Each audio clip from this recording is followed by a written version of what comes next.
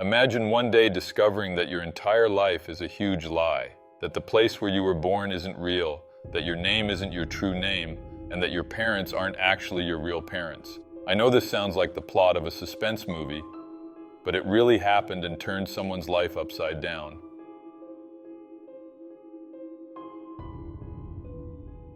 Carlina White was born on July 15, 1987 in New York City, United States. She is the daughter of Joy White and Carl Tyson. Carlina's parents were quite young when she was born. Her mother was only 16 years old, while her father was 22. Despite this, both Joy's and Carl's families supported the couple's decision to have a baby. Joy gave birth to her daughter at Harlem Hospital. Everything went well, Carlina was a healthy baby, and everyone in the family was happy about her birth. The family then left the hospital with Carlina and went home. The new routine with the newborn was exhausting, but gradually the first-time parents started adjusting. However, a few days later, specifically in the early hours of August 4th, Joy noticed that Carlina had a high fever and decided to take her to the hospital. When they arrived at the hospital, which was the same one where Carlina was born, it was found that the baby had swallowed fluid during delivery and had developed an infection. As a result, the doctors told Joy and Carl that the best thing for Carlina was for her to be admitted so they could treat her properly. The doctors said the couple could go home to rest and return the next day to check on their daughter. The couple was very worried, especially Joy, who, deeply shaken, began crying in the hospital's waiting area. At that moment, a woman dressed in a nurse's uniform approached her and started consoling her, saying she didn't need to worry because everything would be fine. What Joy didn't know was that the woman wasn't a nurse. In fact, she had infiltrated the hospital to take something she couldn't have herself. After that, Joy and her partner went home. While the couple was leaving, their daughter was being taken to the pediatric ward, where she would be admitted and receive medication through an intravenous drip. However, sometime after they got home, around 4 a.m., police officers arrived at the couple's address. Joy's mother answered the door and was greeted by several detectives from the New York Police Department. Very confused, Joy's mother asked the detectives what they wanted, and they informed her that Carlina had been kidnapped from the hospital. It took a while for the family to process this information, and when they realized the gravity of the situation, they rushed back to the hospital. Joy and Carl were in disbelief, constantly wondering how someone could have entered the hospital and taken their daughter without anyone noticing. When they arrived at the hospital, more police officers were on site, speaking with staff and patients, and searching for any information that could help identify the kidnapper. The exact time Carlina was taken is not clear, but authorities believe it was around 2 a.m., during a shift change for the staff. Carlina was receiving intravenous antibiotics when, between 1:30 a.m. and 3:55 a.m., someone removed the intravenous drip and kidnapped her. No staff member or patient at the hospital saw anyone leaving with a baby in their arms. The hospital had some security cameras, but at the time, none of them were working. In a conversation with the detectives, Joy mentioned that while she was crying in the hospital's waiting area, a woman appeared to console her. She said that at the time, nothing seemed suspicious because she assumed the woman was a staff member, as she was dressed like one. However, after the incident, Joy said she felt something was off about that woman. Joy provided the detectives with a detailed description of the woman, and they began asking the hospital staff if they knew who she was. Up to this point, the authorities believed that the woman was an employee, and due to the shift change, she might have been resting at home. One of the hospital guards said he saw a woman matching Joy's description. According to this guard, the woman was leaving the hospital when she passed by him, but she was alone, not carrying a baby. To the detectives, this didn't mean much, as the woman could have easily hidden Carlina under her clothes. Besides the worry about the kidnapping, there was also concern about Carlina's health. Carlina had an infection, which was quite serious, especially for a baby only a few days old. She needed to stay in the hospital, but someone had taken her, and their motive was unknown, making Carlina's parents even more anxious. During the investigation, detectives discovered that the woman who consoled Joy was not actually a hospital employee. The police reviewed all the photos and records of the staff, and none matched the description provided by Joy and the hospital guard. The woman had infiltrated the hospital a few weeks earlier, and by all indications was simply waiting for the right moment to take a baby. A police sketch of the woman was created based on the description provided by Joy and some hospital staff members. This sketch was widely distributed by the media, along with the story of the kidnapping. The case gained enormous attention at the time and became the first infant abduction case in a New York hospital. With the widespread coverage, both the police and the family received countless calls from people claiming to have information about Carlina.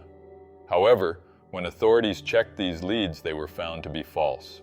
Later, the police received a tip from someone who said they knew a woman matching the description of the kidnapper. This person gave the woman's address to the police, and when they arrived at her house, they saw that the characteristics did indeed match, but she was not the kidnapper. Later on, the city of New York offered a reward for anyone who had information about the whereabouts of little Carlina. Once again, various people called the authorities claiming to have information about the case, but none of the leads could be verified as true. Years passed, and no clues about little Carlina's whereabouts emerged. The family was devastated, and about 5 years later, they decided to sue Harlem Hospital for negligence in security. As I mentioned earlier, the hospital had surveillance cameras, but at that time, none of them were functioning. It's likely that if those cameras had been active, the police could have tracked down Carlina's kidnapper and recovered the baby. The family won the lawsuit against Harlem Hospital, receiving over $400,000 in compensation. Joy and Carl believed that one day their daughter would return, and with that hope, they decided to put the entire compensation amount into an account that Carlina could access when she turned 21. A few years later, the couple separated, each finding new partners and starting new families. With the rise of the internet and social media, Joy and Carl came up with the idea of sharing all the information about Carlina's kidnapping online. They believed these posts would reach a wide audience and eventually someone would come forward with information about their daughter. But there was a problem. They didn't have any photos of Carlina. She was less than a month old when she was taken, and even if they had a picture, doing an age progression on a baby might not yield good results. Then, they had an idea. Joy had another daughter from her new relationship, who looked a lot like Carlina from a young age. So, they decided to use a photo of Carlina's sister and also applied age progression to it. They mentioned in their post that the photo was of Carlina's sister and that Carlina likely looked very similar to her. Then, in December 2010, more than 20 years after the abduction, Joy received a call from the authorities informing her that they had found a woman who could be Carlina. The authorities sent a photo of this woman, whose name was Nejdra Nance, and as soon as Joy saw the picture, she was certain it was Carlina. Joy contacted Carl and showed him the photo. The moment Carl saw the photo, he was also convinced that it was Carlina, their daughter who had been kidnapped more than 20 years ago. The woman in the photo looked a lot like Joy when she was younger, and she also resembled Joy's other daughter. Indeed, the woman in the photo was Carlina, which was later confirmed through a DNA test. But where had she been for over 20 years, and what had happened to her during that time? Well, the woman who kidnapped Carlina was named Ann Petway, and she was 24 years old at the time of the abduction. After abducting Carlina, she took her home and raised the girl as her own. Carlina was given a new name, Nejdra Nance, and lived with her kidnapper in Bridgeport, Connecticut, more than 43 miles away from where her biological parents lived. According to sources, Ann took good care of Carlina, and the girl had a peaceful childhood. According to sources, Ann committed some minor offenses in the 1990s, but she was never imprisoned for these crimes. This didn't significantly affect Carlina because Ann's mother would take care of her whenever any issues arose. Carlina attended Thomas Hooker School and later graduated from Warren Harding High School in Bridgeport. Later, Carlina, Ann, and Ann's younger son, who was born when Carlina was 11, moved to Atlanta, Georgia, over 808 miles away from where Carlina's biological parents lived. Since her teenage years, Carlina suspected that Ann might not be her biological mother. Her suspicion grew because every time she needed her birth certificate for something, Ann would make excuses, promising to provide it but never delivering. Then, in 2005, after becoming pregnant by her boyfriend, Carlina asked for her birth certificate again so she could apply for health insurance. This time, Ann promised to give it to her without fail the following week, and Carlina waited. During this time, Ann sought out a forger to obtain a fake birth certificate with the details she wanted. A week later, Ann gave Carlina the certificate as promised. However, when Carlina took the certificate to the office to apply for health insurance, the staff informed her that it was fake. A mix of anger and confusion overwhelmed Carlina, and she went straight to confront Anne, the woman she thought was her mother, about the situation. At that moment, Anne confessed to Carlina that she wasn't her biological mother. Deep down, Carlina had already been suspicious, but until that point, it had only been in her imagination. Moreover, Carlina didn't resemble Anne at all. Anne admitted that she wasn't Carlina's biological mother, but didn't confess to having kidnapped her from a hospital in New York when she was still a baby. Instead, Anne made up a story, claiming that Carlina had been abandoned by a couple of drug addicts and that she had decided to take care of her as her own daughter. At the time, Carlina was 17 years old, and although she didn't fully believe Anne's story, she continued with her life. She even took a DNA test with Anne, which confirmed that she wasn't Anne's daughter. Later, Carlina used her DNA to try to find a match in the state's database, but she found nothing because her biological parents were from another state. A few years later, when she was 23, Carlina visited the National Center for Missing and Exploited Children's website. There, she found photos of a child who looked very much like her when she was young, as well as her own daughter, Samani. These photos were of Joy's other daughter, Carlina's sister. Carlina reached out to the National Center for Missing and Exploited Children and expressed her suspicions. She sent them a photo of herself, which was then shown to her biological parents, Joy and Carl. This happened in December 2010, as I previously mentioned. In January 2011, a DNA test conducted on the genetic material of Joy, Carl, and Nejdra, who was Carlina, confirmed that she was indeed their biological daughter. Thus, Carlina White managed to resolve the case of her own kidnapping. After confirming that Joy and Carl were her biological parents, Carlina traveled from Atlanta to New York to reunite with her family. This reunion was broadcast by the media and stirred a great deal of emotion among the public familiar with the case. When Anne learned that Carlina had gone to New York to reunite with her biological parents, she knew it was only a matter of time before the authorities would come after her. So she decided to flee Atlanta with her younger son, who was 11 years old at the time.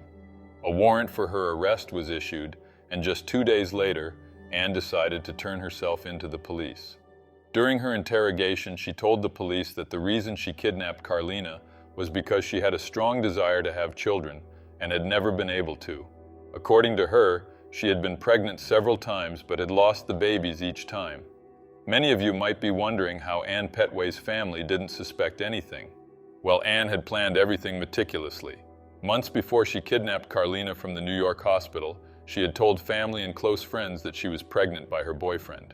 After that, she traveled to New York City and returned almost a year later with Carlina in her arms.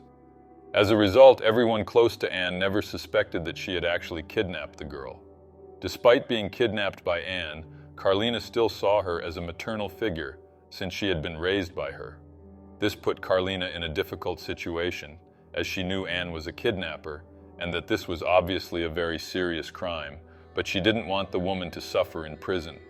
In contrast, her biological parents wanted Anne to receive the maximum sentence for causing them so much suffering over the years.